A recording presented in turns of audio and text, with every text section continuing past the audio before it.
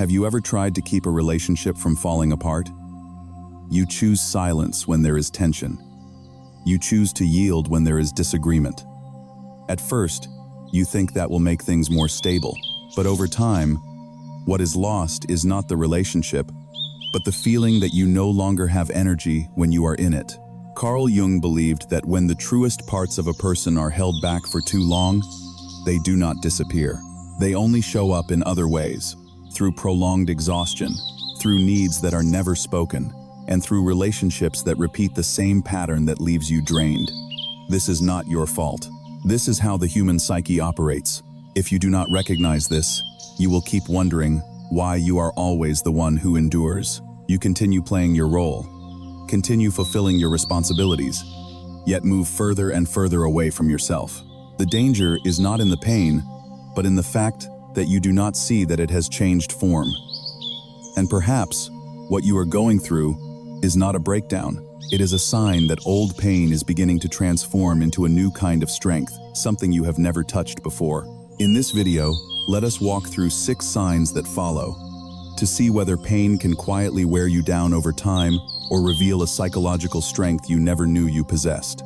And pay special attention to sign number 6, because it is no longer just a feeling or a thought, but the place where your life begins to change in a very concrete way. Sign 1. You no longer ask, "Why am I always the one who endures?" Many people do not realize they are enduring.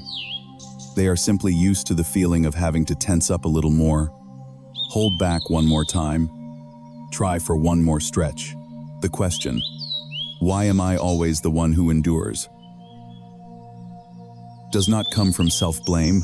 It surfaces when someone has gone through too many similar situations, has endured for so long that they can no longer continue to see it as normal.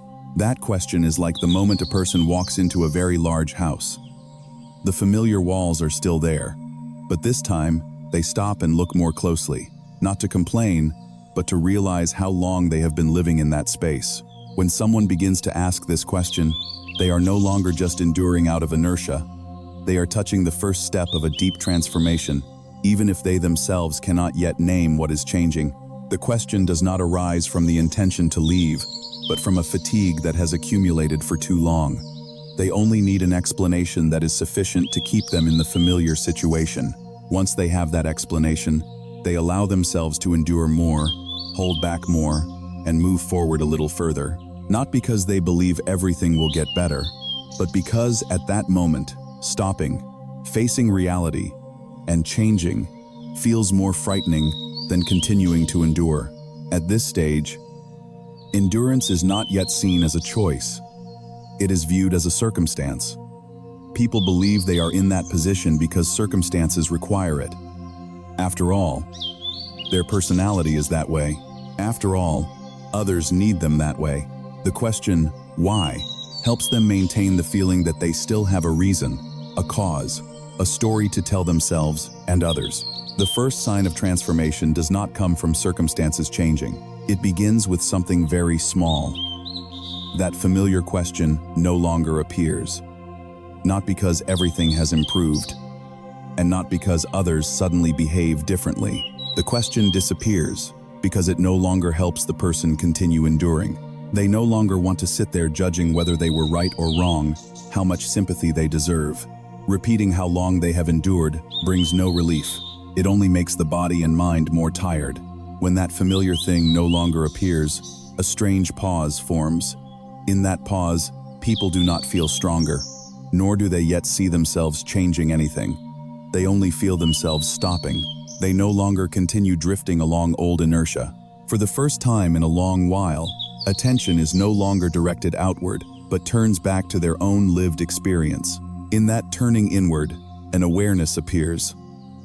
Not to blame, and not to push for action. It only asks for honesty. When someone looks back at the time they have spent in the same state, they begin to see repetition. Enduring is no longer felt as a single unlucky instance. It appears as a familiar pattern they have stepped into many times. Carl Jung once said that when a person no longer needs a victim story to explain their life, the ego begins to move out of its familiar shadow zone. He did not encourage toughness or rebellion. He only described a psychological moment when a person stops clinging to the old story to continue surviving within it. Imagine someone who is often the one who stays late at the company, even though no one directly asks. When something comes up at the end of the day, they do not ask if anyone else is available. They look at their schedule, see space, and take it on themselves. When a project becomes tense, they proactively carry out the difficult parts so the timeline will not be delayed. They are not the type who complain much. Occasionally, in a casual remark, they might say something like, "Lately it's been a bit busy." Or, when someone checks in, they smile and say, "It's pretty normal." Those sentences are enough for others to understand, but not enough to make anything change. And they continue as before. This way helped them feel they were still okay. At least they had a reason to explain to themselves, "I do this out of responsibility, for the team, to avoid trouble." Those reasons help them continue enduring for a while longer. Then comes a stage when they no longer say those sentences, not because the work has become lighter, and not because they are recognized more. They simply feel tired of having to explain why they are the ones stepping forward again. Repeating the familiar reasons no longer makes them feel better. It only exhausts them further. In this stage, they have not quit their job. They have not firmly refused either. The only thing that changes is that inside the M, there is a pause. When new work appears, they do not nod immediately as before. They stop for a few seconds, and for the first time, I quietly ask myself, how long have I been living this way? Many people mistakenly think they are becoming cold or indifferent. In reality, they are simply stopping to see more clearly. They no longer use emotions to compensate for what is lacking around them. They also no longer need to prove their value by taking the loss. Have you ever had feelings like this? It does not bring a sense of relief. You no longer want to recount how you tried, how you endured, but you also do not yet know how to do things differently. You only know that if tomorrow you keep living the same way, you will become more tired, not more.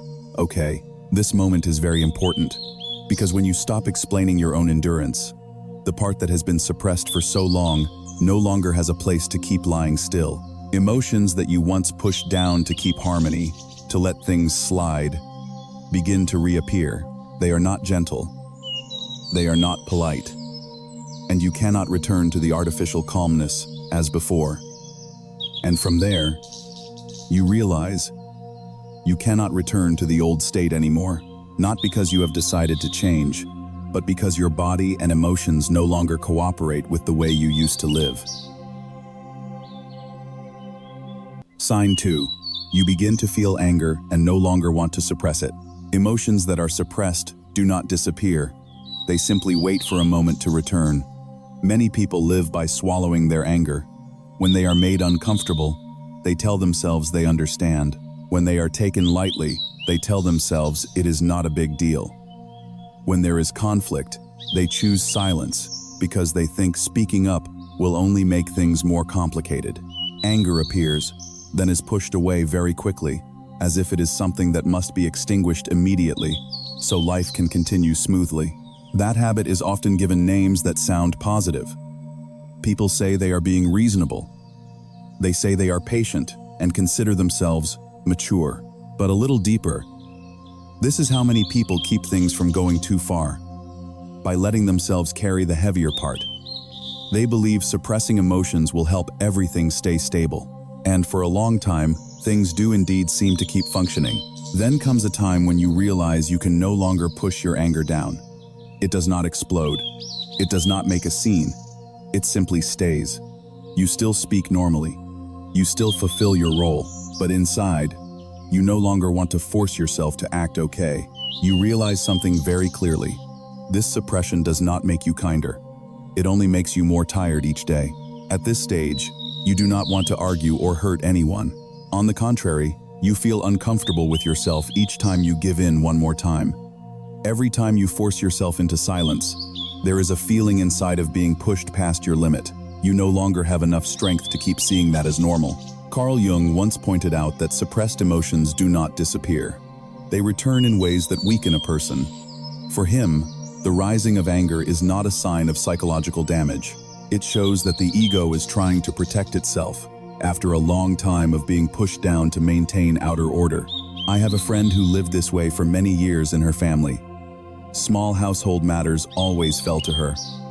When there was tension, she was the one who went quiet first. When family members were irritated, she was the one who held back. She did not call it a sacrifice. She just whispered to herself, "I'm used to it." Every family is like this. One very small evening, just one careless sentence came from her husband while she was tired. No one started a fight. No one raised their voice. But her body reacted immediately, and in that moment, she realized she did not want to continue like this anymore. After that moment, she did not do anything differently right away. But when her husband said a familiar line, "What's wrong with you today?" She was about to say, "Nothing." But the words got stuck in her throat. For the first time, she realized she no longer wanted to press her feelings down. She said only one sentence, "I'm tired." No explanation, no loud argument, no making up. Just the first time, she did not hide how she felt. When she told me this, I just nodded. She did not change her personality, nor did she become difficult. She simply stopped hiding her real feelings. There is a brief, small sense of relief, because for the first time, they do not force themselves to pretend they are okay. But the feeling that comes right after is often guilt. In their mind, familiar sentences begin to echo. Why did I react like that? I wonder what the other person thinks about me. Did I overdo it? People who are used to holding back easily turn the blade toward themselves. Just because I am tired, is it right to let the atmosphere sink like that? Just because I am not happy, is it selfish to make others uncomfortable? Those questions are not meant to find answers. They are simply old habits trying to pull them back into the role of the one who is always okay. But this time, even if they try to force themselves back to how they were before, the body no longer follows. The feeling of tiredness does not disappear when they stay silent. It remains in the chest, in the head, in the way they look at everything.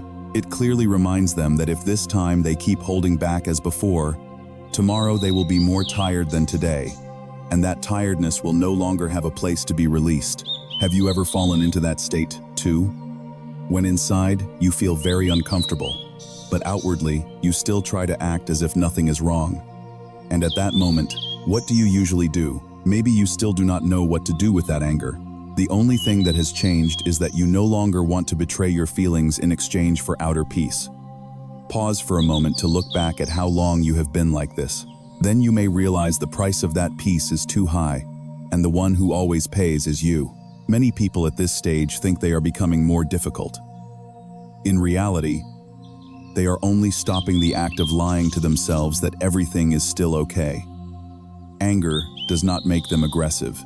It makes them more aware of boundaries that have been crossed for too long without them ever speaking up.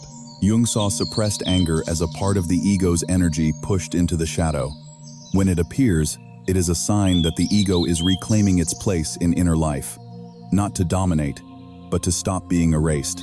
For the first time, ask yourself whether this feeling truly comes from inside you, or whether it has been formed again and again in the relationships you are in.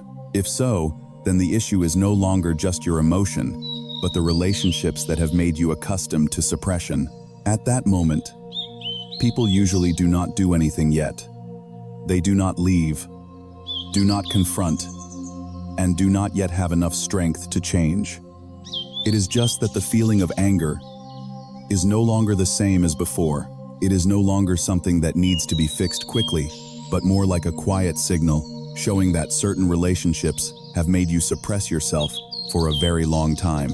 And when you see that, your attention naturally no longer stops at the emotion. It begins to shift toward the relationships that created that emotion.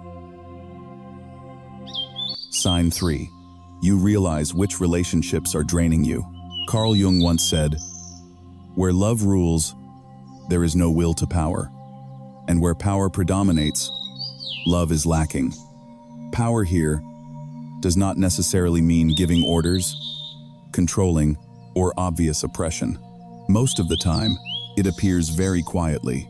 It lies in who gets emotional priority, who has to be more understanding, and who is always the one making the final adjustment.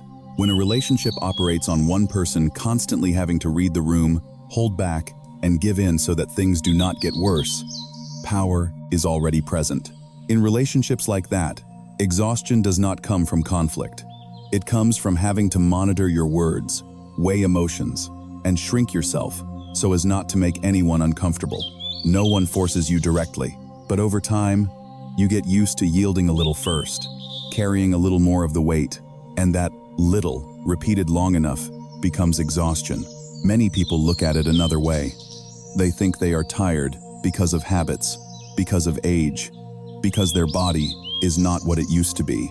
Humans are very good at soothing themselves with reasonable-sounding explanations, so they do not have to face the real causes. But it only takes meeting a certain person or entering a familiar kind of conversation, and when you leave, you have no energy left.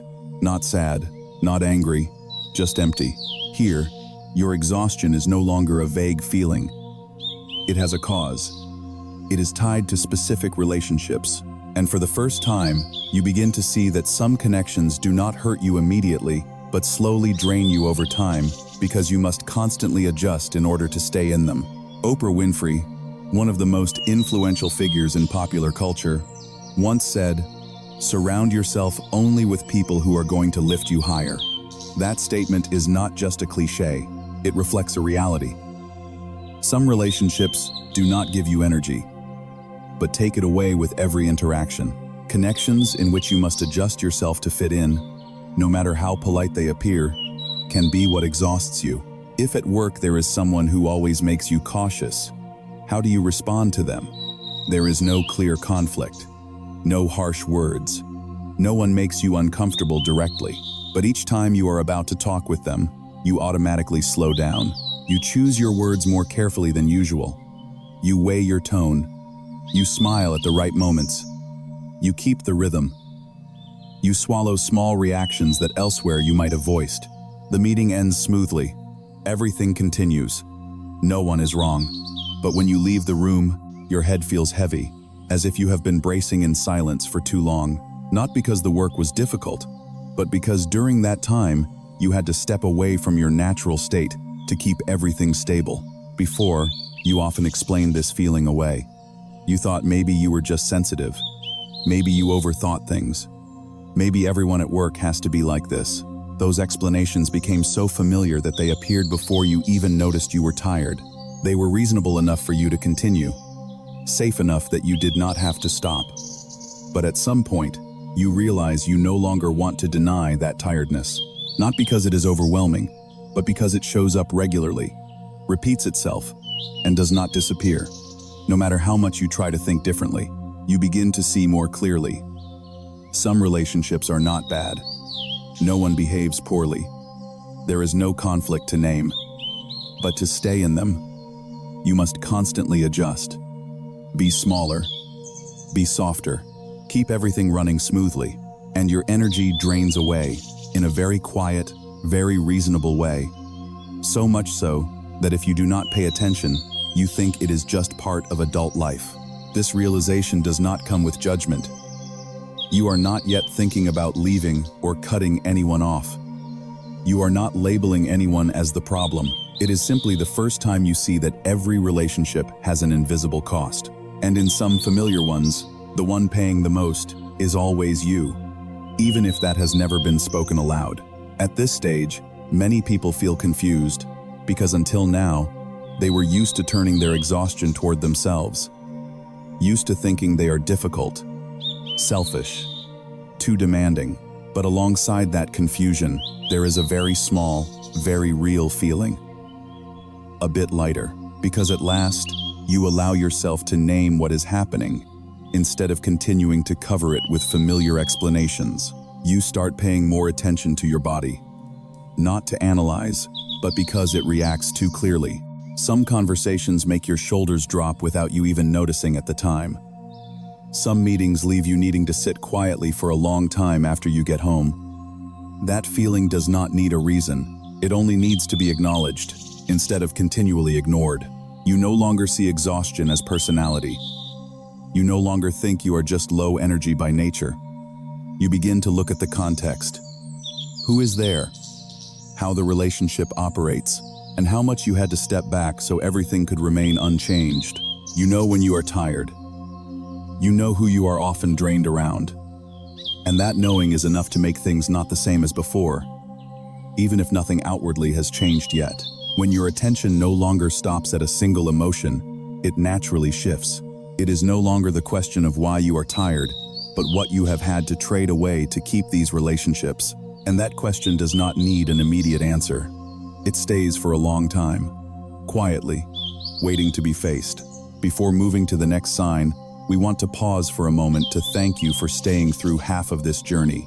The fact that you are listening, reading slowly, and staying with these layers of emotion that are not easy to name is itself a rare form of presence. We truly appreciate that. If in what you have just read there was any moment that felt like you, or touched a familiar experience you have never spoken about, you can leave a few lines to share. We would truly like to hear how you feel. Sign 4. You stop clinging to relationships that demand your self-sacrifice. Carl Jung once suggested that when a person can only maintain a relationship by continuously sacrificing their true self, the inner conflict does not disappear. It accumulates, and at a certain point, the psyche is forced to find a way to resolve it, through cracks, through exhaustion, or through a very quiet awakening. At this point, the transformation moves into a clearer stage, not because you have become stronger, nor because you are ready to leave someone, but because you no longer see sacrificing yourself as something obvious that must be done for a relationship to continue. Before, the familiar feeling always returned. You knew this relationship made you tired. You realized you had to yield more, stay silent more, and adjust more than you truly wanted. But right after that, another voice appeared. Maybe I'm just not tolerant enough. Let me try a little harder to keep the peace. Every relationship requires sacrifice. Those statements are not entirely lies. They are simply ways you convince yourself to stay, when staying feels more familiar than facing loss. At this stage, what changes is not on the outside. The other person may not have changed. The relationship may not have become worse, but each time you bend a little more, you begin to see very clearly what you are trading away. It is no longer a vague feeling, no longer a tiredness you cannot name. Each time you stay silent, you clearly feel a part of yourself being set aside, pushed away, treated as unimportant. Holding on now becomes much heavier. Because you are no longer holding on unconsciously. You hold on while clearly seeing what you are doing, and that very awareness makes continued self-sacrifice lose its noble appearance from before. It is no longer a beautiful choice you can tell yourself about. It feels like a slow draining from within, little by little, happening in silence, without drama, without noise, but very real and very painful.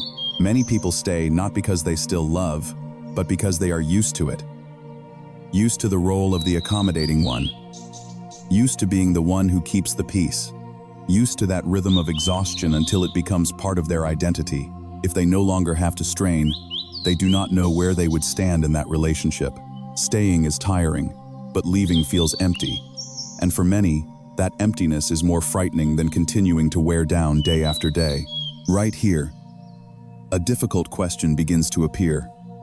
A question you always tried to avoid before. No longer, how do I keep this relationship? But, how long have I been trading myself away? That question does not come to push you into action. It does not demand that you leave or confront anyone. It simply stands there, very still, very quiet. But it does not disappear. And each time you are about to bend once more, that question shows up more clearly, like a dull, lingering ache. Jung called this the conflict between the persona and the true self. When a person is only accepted if they maintain a certain role, agreeable, patient, and understanding, then the true self, gradually becomes a threat, not to others, but to the very structure of that relationship. And when the true self is pushed down for too long, it will find a way to rise, not loudly, but through prolonged exhaustion, through quiet anger, through a sense of emptiness that is hard to name, yet impossible to keep ignoring. There is a relationship where every time you speak your true thoughts, the atmosphere immediately drops. No one forbids you from speaking. No one yells. Everything remains very polite, very orderly. But you implicitly understand that for everything to be called fine, you need to stay quiet. At first, it is just a few times, choosing your words carefully, a few times swallowing back a sentence about to be said, a few times tell yourself it is a small matter. Gradually, silence becomes the default reflex. The relationship still exists, even considered peaceful, but for it to exist, you have to disappear little by little, in a way no one notices except you. Within this pattern, you may not actually want to leave. You may not yet have the strength to confront or change anything. You still have reasons to stay. Memories, responsibilities, things that make letting go far from simple. But you no longer delude yourself that this sacrifice is harmless. You begin to see a very uncomfortable truth. Each time you choose silence to keep the peace, a part of your life force withdraws, and that part does not return. It does not vanish all at once. It withdraws gradually, very slowly, until you only realize it when you have been tired for far too long. The feeling here is not relief. On the contrary, it is often a very real emptiness, because you are standing between two familiar things. On one side is the relationship you are attached to, even though it exhausts you. On the other is an unknown space if you stop sacrificing yourself, and you suddenly realize that for a long time, you have used sacrifice as a way to avoid that very emptiness. As long as you are busy straining, you do not have to face the emptiness within yourself. Many people at this stage find themselves becoming colder, more distant. They think they are changing in a negative direction, but in truth, they are simply stopping the act of betraying themselves. And that is not comfortable at all. Because when you stop sacrificing, emotions that were once suppressed begin to surface. Anger that was never spoken. Sadness was once considered a weakness. The desire to be fully present without having to apologize. Before, sacrifice was the way you avoided touching those things. The fear now does not lie in other people's reactions. It lies in having to live with yourself, without using accommodation as a shell. You fear becoming selfish. You fear disappointing others. But deeper than that is the fear of facing the weight of your own being, with real needs that you once pushed aside, once considered excessive, so that the relationship could continue to exist. You do not let go immediately. You do not cut anything off yet. But the holding on has changed. It is no longer unconscious. It is no longer wrapped in beautiful reasons. You know why you are holding on, and that knowing makes continued self-sacrifice much harder to repeat as before. You stand before a very particular feeling. You are about to release something familiar, even though it has exhausted you for a long time. And this almost letting go does not bring relief. It brings emptiness, anxiety, and regret. Yet, at the same time, within that space, something else is forming, a new boundary. A self-respect that is still young, but can no longer return to the way it was. And when you no longer accept sacrificing yourself to keep everything intact, another question will gradually appear. Not about other people, but about the strength you have held back for so long. Join the conversation in our comment section. Recently, have you experienced a situation like the one above? We truly want to hear your story. Sign 5. You no longer avoid the power within you. The human mind is always trying to heal itself. That movement happens quietly, steadily, almost without pause. It is not loud, not dramatic, yet always present. And what often blocks that process is something very familiar: denial. When a person continually avoids the strongest part of themselves, the mind does not stop because of that. It keeps pushing them toward that forgotten part through prolonged exhaustion, through a restless feeling that is hard to name, through a state of living out of alignment with oneself without understanding why. At this sign, the transformation moves into the core. It no longer revolves around temporary emotions or external frictions. It touches a deeper layer, where you begin to look again at your own strength, something that may once have been associated with risk, with trouble, with the ability to disturb familiar order. For many years, that strength may have been seen by you as something that needed to be restrained, so everything could stay calm, so you could be accepted. The feeling it begins with is very familiar. You know you are capable. You know you have a voice. You recognize that you have a certain influence in your environment, in your work, in your relationships. Yet, in many situations, you choose not to use it. That choice once brought a sense of safety, fewer frictions, less attention, less risk. You learned that shrinking yourself was sometimes the fastest way to avoid trouble. Deep underneath, there is always a very old fear. If I step up, something will happen. If I speak clearly, others will feel uncomfortable. If I move forward, I will have to carry responsibility. And so you choose to step back, not because you lack ability, but because you want to avoid the consequences that come with that strength. Shrinking yourself becomes a survival strategy rather than a conscious choice. For a long time, this shrinking seems reasonable.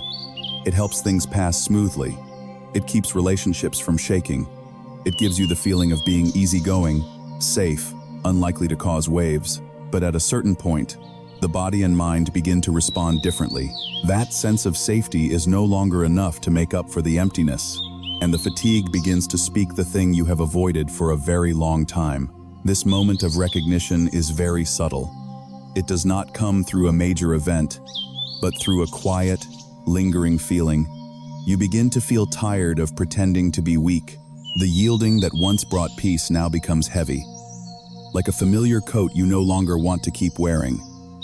Making yourself smaller no longer creates safety, but makes you increasingly unfamiliar to yourself.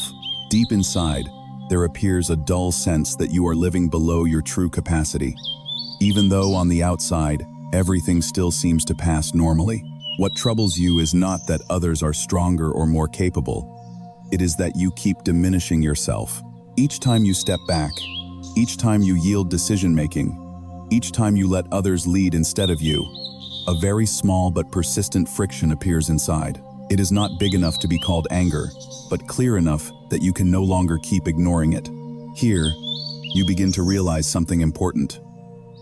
What you have been avoiding all along is not conflict with others. What you avoid is the responsibility that comes with your own strength. When you step up, you can no longer hide in the role of the passive one.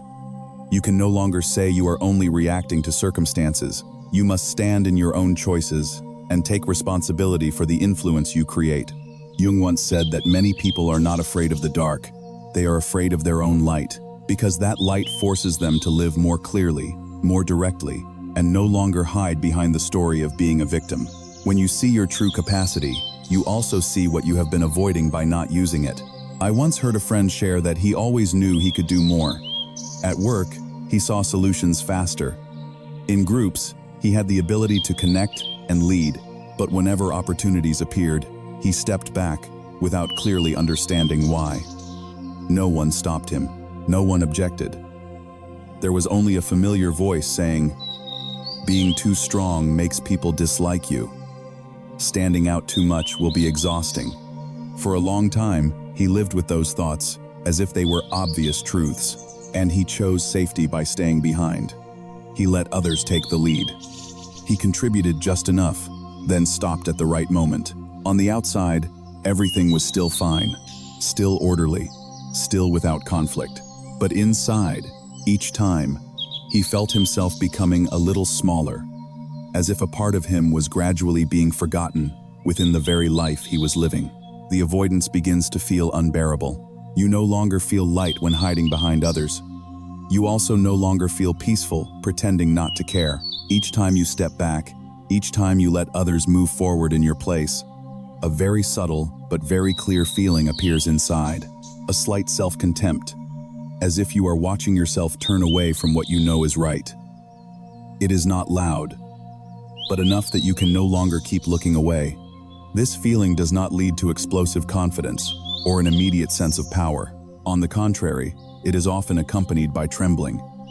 Stepping out of avoidance means facing others' eyes, new expectations, and the possibility of disappointing someone. But alongside that fear, something else becomes very clear. Continuing to pretend to be weak begins to make you lose respect for yourself, and that loss becomes more and more uncomfortable than the fear outside. Many people confuse strength with domination.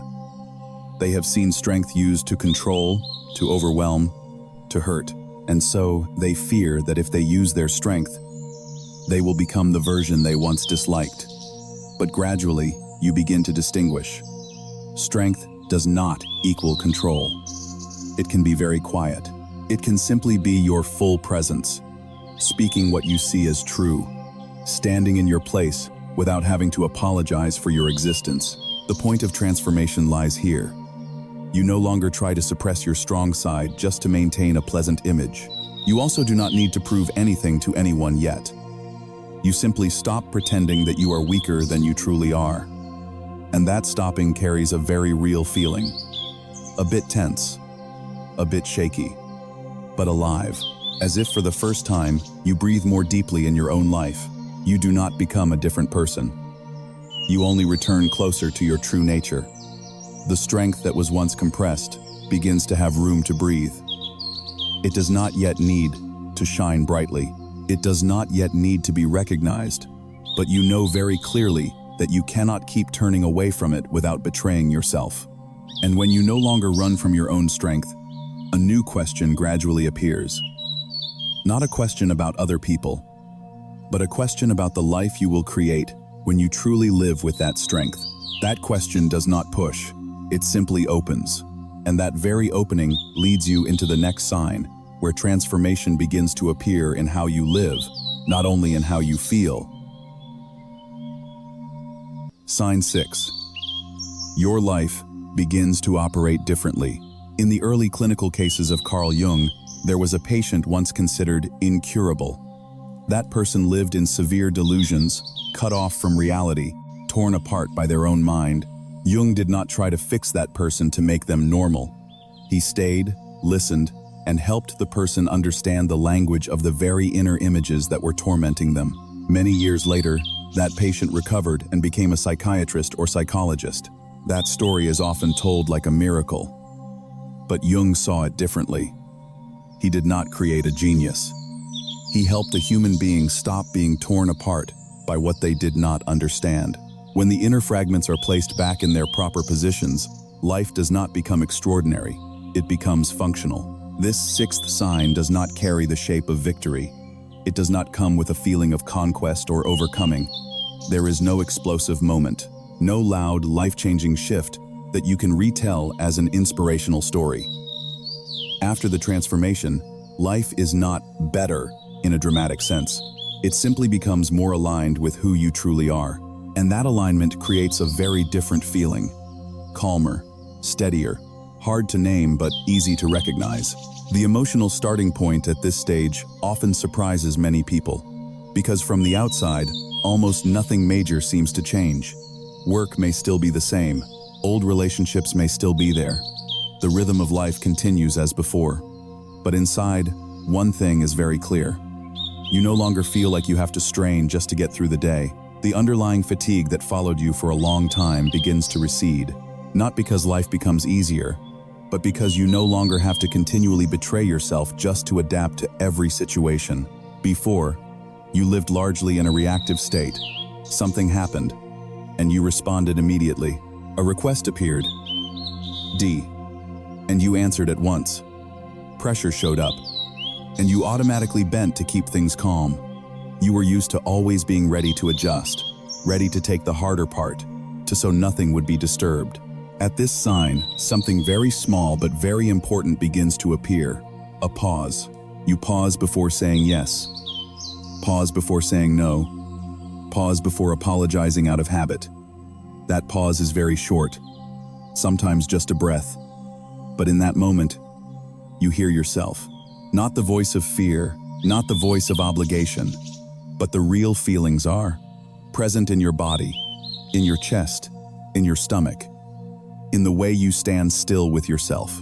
It does not overwhelm you. It is like suddenly realizing you are standing upright. No need to brace. No need to hold yourself together.